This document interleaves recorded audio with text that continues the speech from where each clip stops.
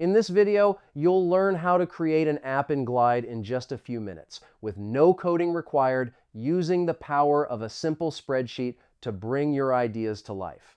First, go to glideapps.com and sign up for a free account.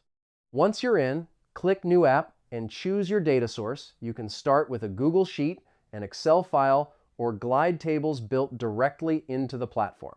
Next, connect your data and watch Glide instantly transform it into a fully working app. Every row becomes a screen, every column becomes a field, and your app is ready to use in just a few seconds. Now, design your app using Glide's easy visual editor.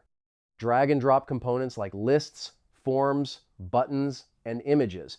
Then customize colors, fonts, and layouts to match your brand. Everything updates in real time. After that, add powerful features like user sign-in, push notifications, filters, and custom actions. You can also use Glide AI to generate content automatically and connect with tools like Zapier or Make for deeper automations. Once your app is ready, click Publish. Glide gives you a live link you can share with anyone, and your app works perfectly on both desktop and mobile with no downloads needed. And that's it. Your app is now created and live on Glide.